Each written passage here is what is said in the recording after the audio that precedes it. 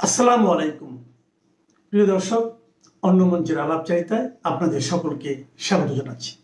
সুপ্রিয় দর্শক শ্রোতা মন্ডলী, যারা আমাদেরকে দেখছেন সকলকে আমার আন্তরিক অভিনন্দন এবং শুভেচ্ছা। যে আবু সাইদ মারা যাওয়ার ঠিক 1 ঘন্টা আগে আমার সাথে ভিডিও কলে কথা বলছিল আবু সাইদ। জাস্ট 1 ঘন্টা আগে, 1 ঘন্টা আগে মারা যাওয়ার।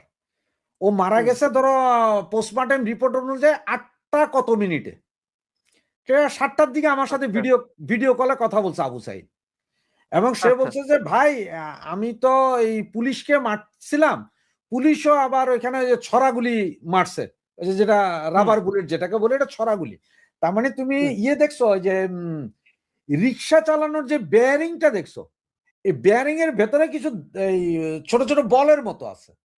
একটা বলকে 2 টুকরো করলে যতটুকু হবে, এক একটা বুলেটে, ছড়াগুলির বুলেটে অতটুকু বুলেট থাকে। তোমাকে দেখাতে পারি, আমি 1 সেকেন্ড আমাকে সময় দাও, বুলেটটা দেখাই দিচ্ছি। তো এটা হচ্ছে যে মানে আমরা এখানে এই গিফট হিসেবে রাখা হয় এইটা, মানে সেম এই ধরনের বুলেট। এই ধরনের একটা বুলেটে তোমার প্রায় 20 থেকে 22টা থাকে। এগুলো যদি তোমাকে মেরে দেওয়া হয়, যদি তুমি 5 ফিটের ভিতরে থাকো, তাহলে তুমি মারা যাবা। 5 ফিটের ভিতর হইলে। আরেকটা জিনিস, এই যে ধরো আমার মাথার এই যে এইখানে দেখো গর্ত হয়েছিল, এখানে ছিল 4টা বুলেট ছিল এইখানে।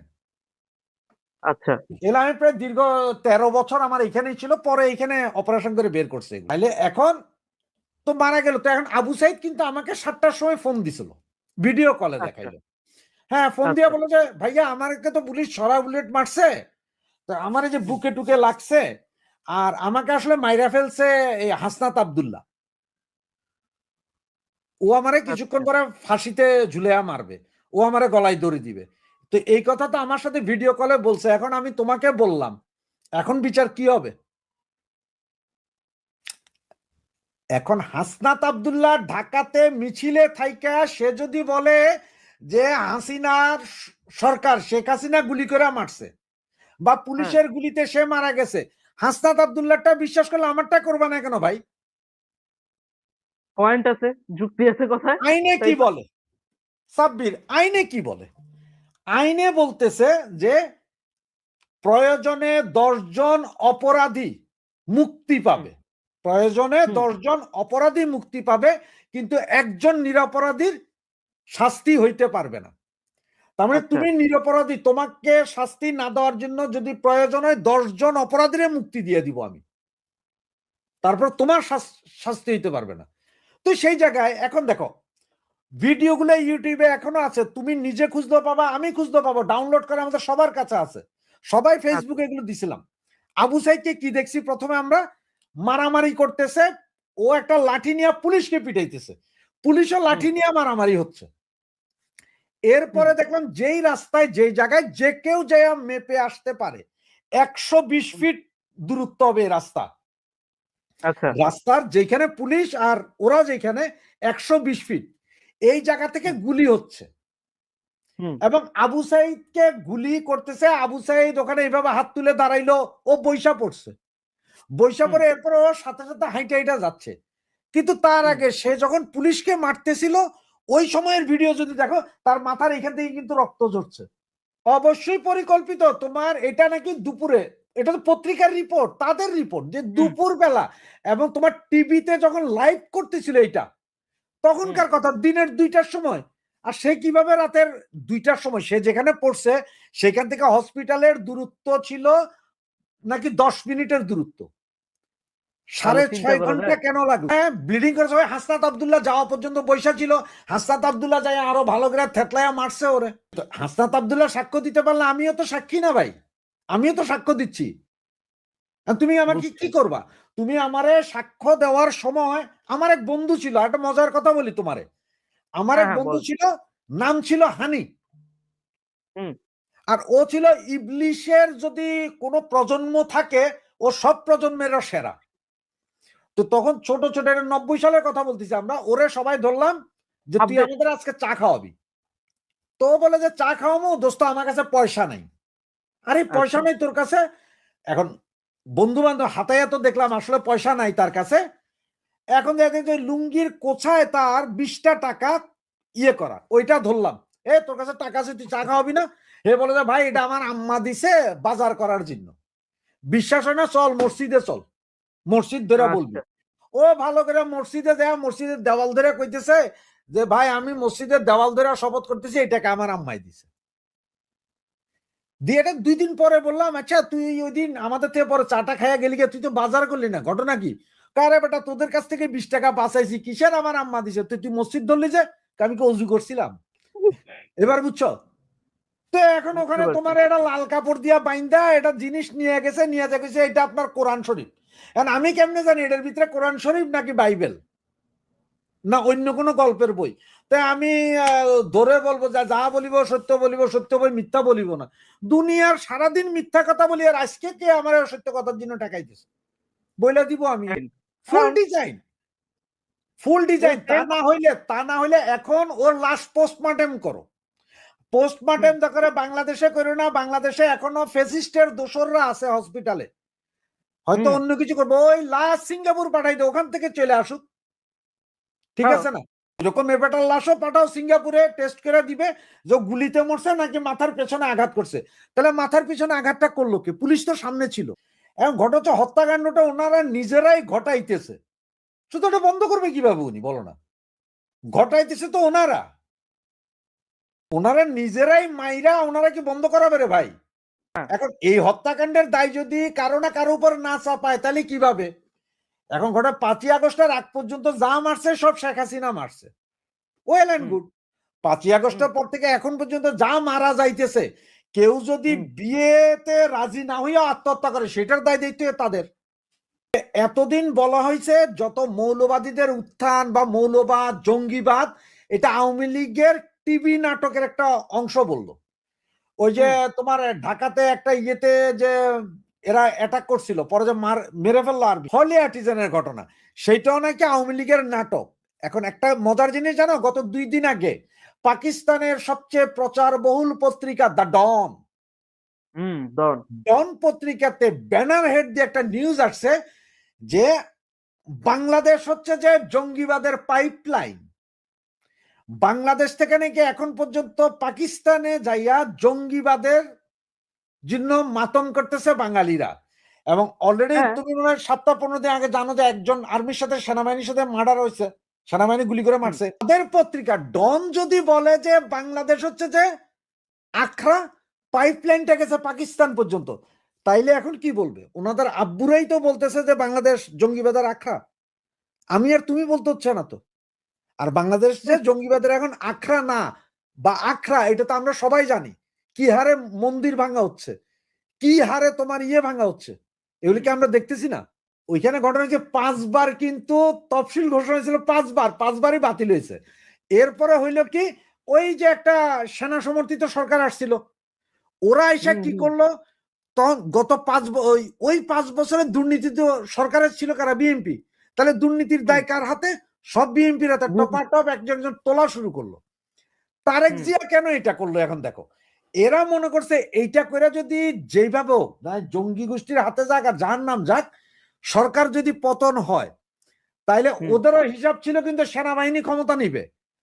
ওদের হিসাবে ছিল যে সেনাবাহিনী যদি ক্ষমতা নেয়, দুর্নীতির দায়ে সমস্ত আওয়ামী লীগ নেতাগুলো ঢুকে যাবে জেলে। 3 মাসের ভেতরে যদি ইলেকশন হয়, তাহলে সালার 280 আসন নিয়ে তো বিএনপি আসবে ক্ষমতায়। থিওরি কিন্তু এইভাবে। কারণ 5 বছরের দুর্নীতির কারণে যদি তাদের 50 জন যায় জেলে, 15 বছর আওয়ামী লীগ ক্ষমতায়, তাহলে কতগুলা জেলে যাবে হিসাব আছে? আওয়ামী লীগ তো নাই, আর সব সাফা হয়ে যাবে। এই থিওরি করতে তারা ভাবছে যে 3 মাসের ভিতর ইলেকশন হয়ে যাবে, আমরা তো রাজা। তারা এটা বুঝে নাই যে ভাইয়া তুমি যেই সাপের লেজ দিয়ে কান চুলকিয়েছ, সেই সাপ কিন্তু ফোনা তুলে আছে তোমাকে কামড় দিতে।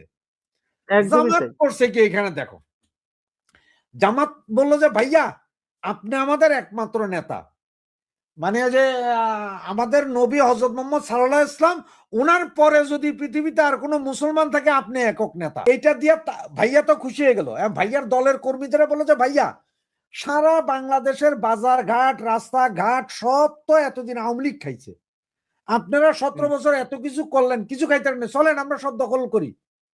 এখন ওনারা করছে ওই একটা গ্রামের কথা আছে যে একে হইছে উলাইল্লা বুড়ি, তার উপরে ঢোলের বাড়ি। আমাদের তারেক ভাইয়ার লোকজন, ওনারা তো মিছিল সহকারে তারেক ভাই কথা দিলাম বাজারের চান্দা আমরা নিব, ওনারা গেল চান্দা নিতে, আর জামাত কি করছে মানে পিছন থেকে মোবাইল দিয়ে ভিডিও করা শুরু করলো, ভিডিও লাইভে আবার, যে দেখেন দেখেন বিএমপি করতেছে কি, দিল তো 12টা বাজাইয়া। তো এখন আমাদের এই তারেক ভাই বুঝতেছেন যে হ্যাঁ আমরা তো বলি মুক্তিযোদ্ধার দল, আমরা একটু ডানপন্থী, একটু বামপন্থী, একটু মুক্তিযোদ্ধা, এইভাবে হইলে মনে হয় চলবে না। কারণ হচ্ছে যে আমরা যদি বেশি ডানের দিকে যাই তো আমাদের বাপ আছে জামাত ইসলাম, ওরা আমাদের খেয়া দিও। আওয়ামী লীগের মতো মুক্তিযোদ্ধা তো হইতে পারতেছি না আমরা, এদিকে কোন না। সুতরাং উনি এক চিমটি করে সব নিচ্ছেন, এবং দেখবা উনি এই অল্প কিছুদিনের ভিতরে কি বলবে জানো, যে বাংলাদেশ স্বাধীন করার ক্ষেত্রে যাদের অবদান আছে ওনাদেরকে ছোট করবেন না প্লিজ। সরোয়ার্দী, ভাসানী, সরোয়ার্দী, শেখ মুজিবুর রহমান, জিয়র রহমান, ওনাদের সকলের অবদান আছে, এইভাবে 4-5 জনের নাম নিয়েও বলবে। কারণ হচ্ছে যে ওনাদের এখন হিসাব আওয়ামী লীগের ওই ভোট ব্যাংক, 40% ভোট ব্যাংকটা দরকার তাদের, মুক্তিযুদ্ধ। কারণ হচ্ছে এখন দেখো তোমার আরেকটা কথা বলি ভাইয়া, এরা এতদিন কি বলছে যে আওয়ামী লীগ মুক্তিযুদ্ধ বেচা খাইছে নাকি, জয় বাংলা বেচা খাইছে। 75-এর 15ই আগস্টের পরে 96 পর্যন্ত তো জয় বাংলার লোক ছিল না, তখন আপনারা ডাক্তার দেন না কেন, মুক্তিযুদ্ধ বলেন নাই কেন? এখনো তো জয় বাংলা বা মুক্তিযুদ্ধের কথা বলার মতো কেউ নেই, যেই বলে তারও জুতার মালা দেন। এখন মুক্তিযুদ্ধ আপনারা ওন করেন নাই কেন? জিয়র রহমানের আমলে স্বাধীনতা যুদ্ধ নিয়ে একটা বই বের হয়েছিল 400 কত পাতার, সেইখানেও লেখা আছে যে শেখ মুজিবুর রহমানকে ঘোষক। কই সেদিন তো জিয়র রহমানের সাইন আছে ওই বইতে, জিয়র রহমান বাধা দিলেন না কেন? আর জিয়র রহমান যদি 26 তারিখে স্বাধীনতার ঘোষণা দিয়ে থাকে, জিয়র রহমান নাকি 27 তারিখে ঘোষণা দিছে স্বাধীনতার ঘোষণা, কালুরঘাট বেতার কেন্দ্র থেকে। 26 তারিখে কেন স্বাধীনতার ঘোষণা, স্বাধীনতা দিবস পালিত হয়? এবং উনি যদি ঘোষণা দিয়ে থাকেন, কে, জিয়র রহমান সাহেব যদি ঘোষণা দিয়ে থাকেন উনি মুক্তিযোদ্ধা, এতে আমার কোনো সন্দেহ নাই। কমান্ডার উনি খেতাবপ্রাপ্ত মুক্তিযোদ্ধা, বঙ্গবন্ধুর হাতে দেওয়া খেতাব, আমার কোনো সন্দেহ নাই, আপত্তি নেই, দ্বিমত পোষণ করি না, ঠিকই আছে। কিন্তু কত হচ্ছে যে 26 তারিখ সকালবেলা বিবিসির যে নিউজ এখনো পাবা ইউটিউবে ঘুরলে, বিবিসির কাছেই জানতে চান, নিউ ইয়র্ক টাইমসের কাছে জানতে চান, সেইখানে কেন বলা হয় যে বঙ্গবন্ধু শেখ মুজিবুর রহমান স্বাধীনতার ঘোষণা দিয়েছেন? সেদিন কেন বলা হলো? হ্যাঁ, তারা কি আমার আপনার মতো পাগল? ওনার আগে কালুরঘাট বেতার কেন্দ্র থেকে এম.এ. হান্নান, সন্দীপের একজন লোক, উনি ঘোষণা দিয়েছেন, আওয়ামী লীগ করতেন, উনি ঘোষণা দিয়েছেন। পরে যায় জিয়র রহমানরা ধরে আনা হইল। কেন ধরে আনা হইলে? এই জন্য যে উনি যেহেতু সেনাবাহিনীতে চাকরি করতেন ওই সময়, তো উনি একজন সেনা কর্মকর্তা যখন বলবে, তখন বাঙালি আরো সেনা কর্মকর্তা ছিল না, বাঙালিরা কেউ কিন্তু মেজর জেনারেল ছিল না, মেজর ছিল না, সৈনিক ছিল সাধারণ। তো জিয়র রহমান বললো ওই সৈনিকগুলো ওনার পেছনে আসবে, এটা আমাদের লাভ ছিল, প্রফিট হয়েছে ওনার দাওয়াতে, এটা আমরা অস্বীকার করি না যে উনি কিছু করেন না, উনি ওই দিন ওইটা বলাতে আমাদের লাভ হয়েছে, ইপিআর টিপিআর সব বেড়ে আসছে, যেটা আমাদের সেনাবাহিনীতে বিদ্রোহ করছে।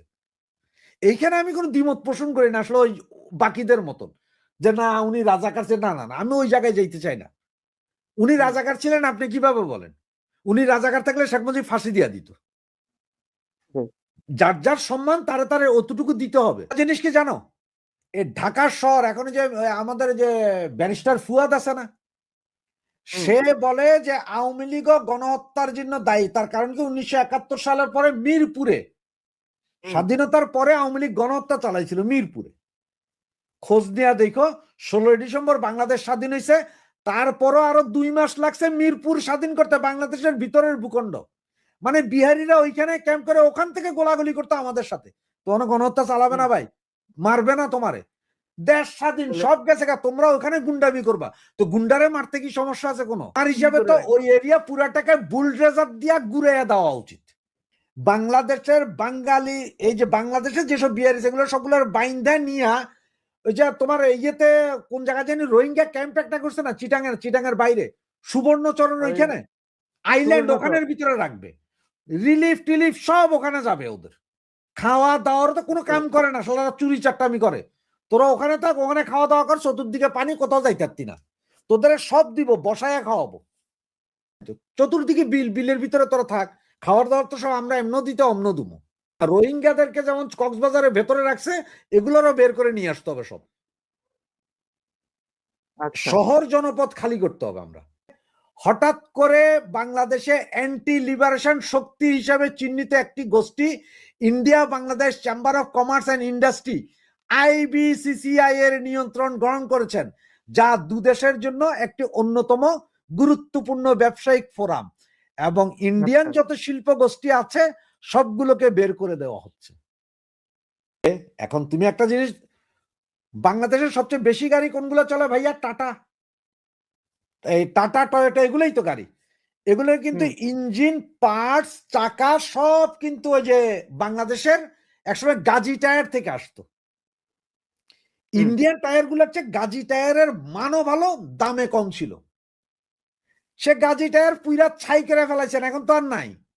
আমরা যে গাড়ির চাকা কিনতাম, তোমার 18 যে চাকা কারের, এগুলার চাকা কিনতাম আমরা 8,000 টাকা করে, সেই চাকা এখন 16,000 টাকা ইন্ডিয়ান চাকা। স্প্রিং, আমরা যেসব স্প্রিং কিনতাম, স্প্রিং গুলো চাইনিজ স্প্রিং আছে, ইন্ডিয়ান স্প্রিং ও চাইনিজ স্প্রিং আছে। এগুলা কিনলে আবার জার্মান থেকে, জাপান থেকেও যায় স্প্রিং। ওই স্প্রিং আমাদের হয় না। আমাদের দরকার কোনগুলো জানো? সবাই চাইনিজ স্প্রিং ব্যবহার করি আমরা, দামে সস্তা, রাস্তা ভাঙা গেলে আরেকটা কিনা যায়। এখন আমরা জার্মানের স্প্রিং দাম বেশি, 10,000 টাকা ধরে একটা এক্সাম্পল, একটা স্প্রিং এর দাম। সেই স্প্রিং লাগাই যদি 6 মাস না চলে, এটার গ্যারেন্টি কি? তো তার চেয়ে ঠিক আছে 2,000 টাকা করে 4টা কিনা রাখ চাইনিজ স্প্রিং। সেই স্প্রিং হইতো বাংলাদেশে জিঞ্জিরায় নাই। তা গাজী টায়ারের মতো টায়ারের ফ্যাক্টরি পুড়ে ফেললা, ইন্ডাস্ট্রি বন্ধ হচ্ছে, 260টা গার্মেন্টস বন্ধ হয়ে গেছে। গার্মেন্টস কি ভুতুরকি দিয়ে চালানো লাগছে? গার্মেন্টস তো ইনকাম করে চলছে, তাদের ইনকাম দিয়ে তারা চলছে, বরঞ্চ সরকার আর রেমিটেন্স পাইছে। এই যে আমাদের দেশে এতগুলো 4-5টা কোম্পানি না, যে তেল কোম্পানি, বিভিন্ন তীর মির অমুক তমুক, এতে কি সরকার ভুতুরকে দিছে? কই, গত সরকারের আমলে তো তেলের দাম বাড়াইতে পারে নাই, কত হরতাল করছে। এইবার তো নাকি বাণিজ্য মন্ত্রীর সাথে কথা না বলেই তেলের দাম বাড়াই দিছে। এবং সে তেল কোম্পানি আলারাই কি বলছে যে আমাদের সাথে যদিও বাণিজ্য মন্ত্রী একটু রাগ হয়েছে, আমাদের সাথে পরবর্তীতে আলোচনায় সব ফিক্সড হয়ে গেছে, মানে পয়সা করে দিয়ে দিছি আমরা, শেষ। তাহলে এখন 15 বছর বলতে হইলো না এই কথা, এখন বলতে হয় কেন? বাংলাদেশের অবস্থা ভালো নাই। আমাদের রিজার্ভ যা দেখানো হচ্ছে, ফুলায়া ফাপায়া দেখানো হচ্ছে। IMF এর লোন আসতেছে না, ওয়ার্ল্ড ব্যাংক থেকে কোনো কিছুই আসতেছে না, আমাদের কোনো আমদানি নাই এই মুহূর্তে। পেঁয়াজ তো 140 টাকা হয়ে গেছিল, 50 টাকা। কই দিল্লি না ঢাকা, ঢাকা ঢাকা, ওই বেটা কই?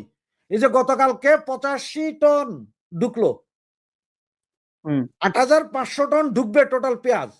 কই 4 দিন আগে না তোমরা প্রচার করলা ইন্ডিয়ান চাষিরা কাটতেছে 2 টাকা করে পেঁয়াজের দাম, এখন কেন 80 টাকা করে পেঁয়াজ কিনতেছেন ইন্ডিয়া থেকে? 1.5 টাকা করে কিনেন, ওদের তো পচা যাইতেছে না, ফেলে দিচ্ছে না বলে। তোমারে একটা কথা কি জানো, আমার কোনো সমস্যা নাই, পেঁয়াজ তুমি ভারত থেকে কিনো, পাকিস্তান থেকে কিনো, আর আমেরিকা থেকে কিনো, আমার কোনো সমস্যা নেই। ব্যাপার যেটা দেখো, আমি পেঁয়াজটা আনবো কোথেকে? যদি পাকিস্তান থেকে পেঁয়াজ আনলাম এক্সাম্পল, একদম ইন্ডিয়া যেই রেটে দেয় সেই রেটেই আনলাম, আমি 10 টাকা করে পাকিস্তান থেকে কিনে আনলাম পেঁয়াজ। পাকিস্তান থেকে আনতে হলে আমার কিসে আনতে হবে? জাহাজে আনতে হবে। একটা জাহাজে তোলা নামানো, জাহাজ নদীপথে আসা, সব মিলে ধরো 1 সপ্তাহ। আমি পাকিস্তানের কথাই বললাম, 1 সপ্তাহে আমার পেঁয়াজ এসে পৌঁছবে কোথায়? চট্টগ্রাম বন্দরে।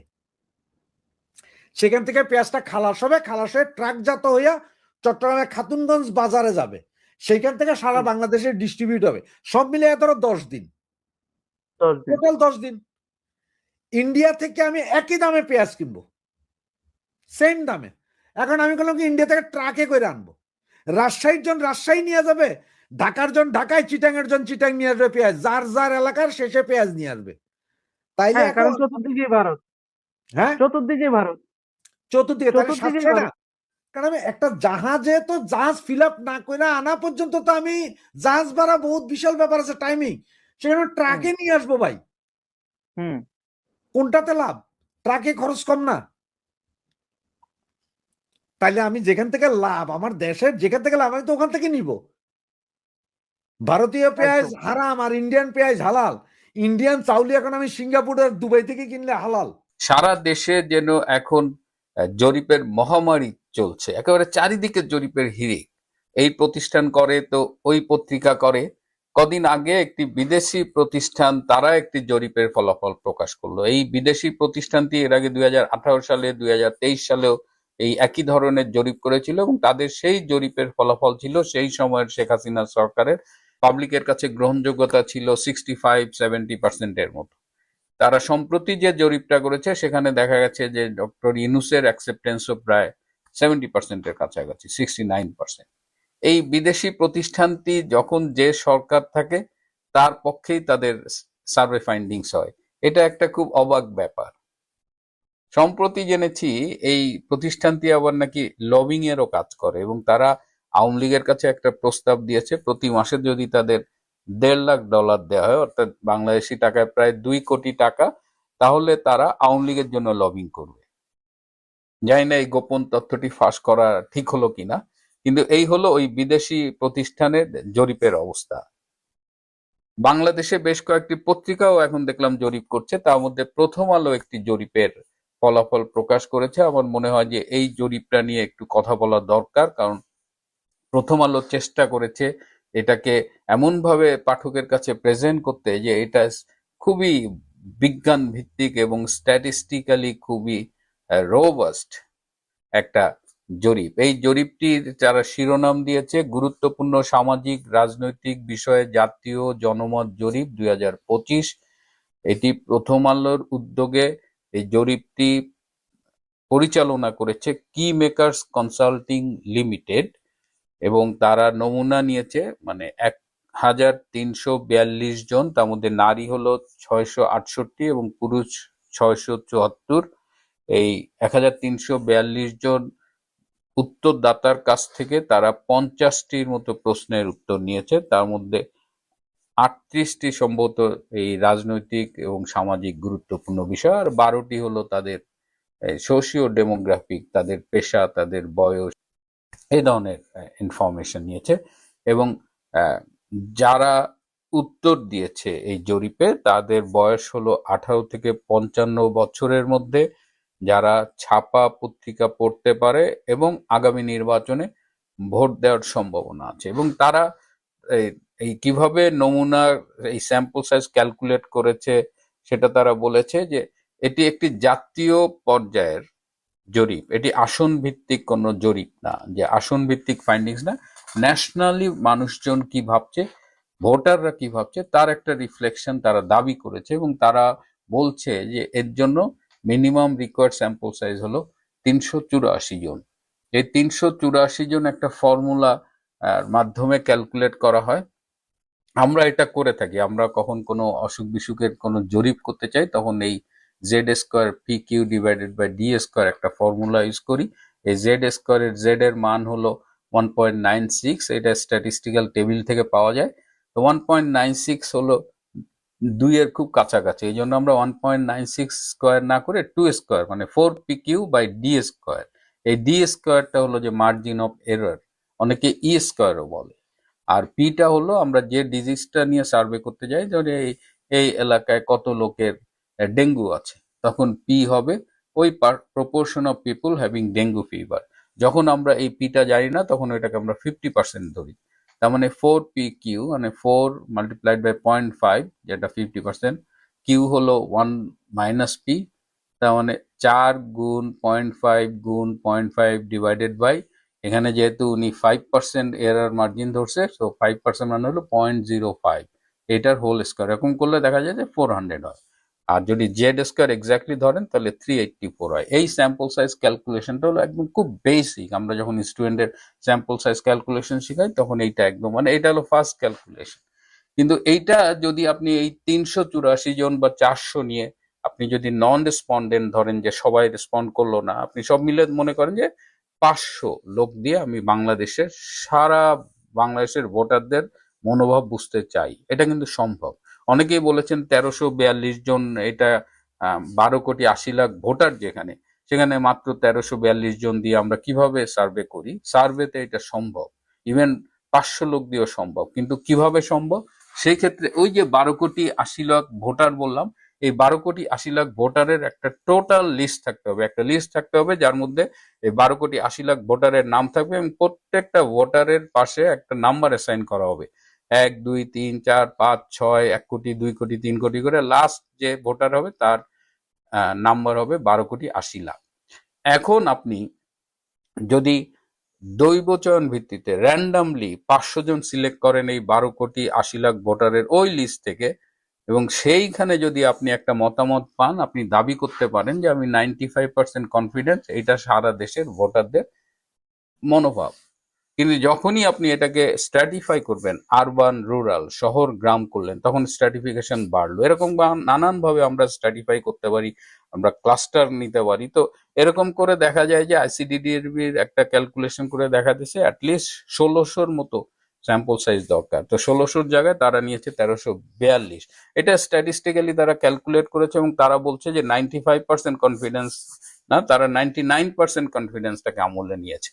তার মানে মার্জিন অফ এরর 1% বা 2% এরকম, মানে এটা স্ট্যাটিস্টিক্যালি খুবই রোবাস্ট। কিন্তু এই 1342 জন তারা কিভাবে সিলেক্ট করছেন সেটার দিকে যখন আমরা তাকাই, তখন কিন্তু আর এটার স্ট্যাটিস্টিক্যাল রোবাস্টনেস টা থাকে না। তারা শহর এলাকা ঢাকা, চট্টগ্রাম, খুলনা, রাজশাহী এবং সিলেটের শহর নিয়েছে এবং গ্রাম নিয়েছে ফরিদপুরের বলমারী ও মধুখালী, বরিশালের গৌরনদী, কুমিল্লার চান্দিনা, ময়মনসিংহের ভালুকা, রংপুরের পীরগঞ্জ। প্রথম প্রশ্ন হলো যে এই অঞ্চলগুলো সিলেকশন কিভাবে করেছেন? সেই অঞ্চল থেকে যে উত্তরদাতাদের সিলেক্ট করেছেন সেটা কিভাবে করেছেন? এই প্রশ্নের উত্তর কিন্তু এই নমুনা যেখানে তারা বলেছে তারা মেথডস নিয়ে আলাপ করেছে সেখানে এটা নাই। স্বভাবতই প্রশ্ন উঠেছে এবং এইসব জরিপে আপনি 50টার মতো প্রশ্ন করেন যখন, তখন এই স্যাম্পল সাইজ, এই নাম্বারটা সাফিসিয়েন্ট কিনা সেই প্রশ্ন ওঠে।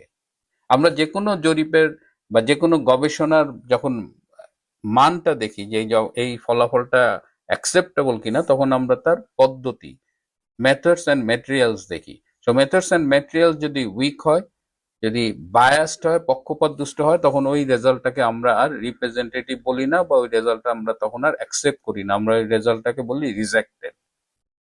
এই সার্ভেটার স্যাম্পল সাইজ কিভাবে তারা সিলেক্ট করেছে, এতগুলো প্রশ্নের জন্য এটা সাফিসিয়েন্ট কিনা, এই প্রশ্নগুলো থেকেই যাচ্ছে। সে যেটা বলা যায় যে এটার বৈজ্ঞানিক মান প্রশ্নবিদ্ধ, এবং বৈজ্ঞানিক মান যখন প্রশ্নবিদ্ধ তখন এর ফলাফল আর মানে সর্বজন গ্রাহ্য হতে পারে না, এটা পক্ষপাত দুষ্ট। এবং বলা হচ্ছে এটা একটি রাজনৈতিক পক্ষপাত দুষ্ট, কারণ আমরা যারা বাংলাদেশ সম্পর্কে খোঁজ রাখি, বাংলাদেশের সাধারণ মানুষের মতামত প্রতিনিয়ত সামাজিক যোগাযোগ মাধ্যমে অন্যান্য মাধ্যমে পাই, তার সাথে এই জরিপের ফলাফল মেলে না।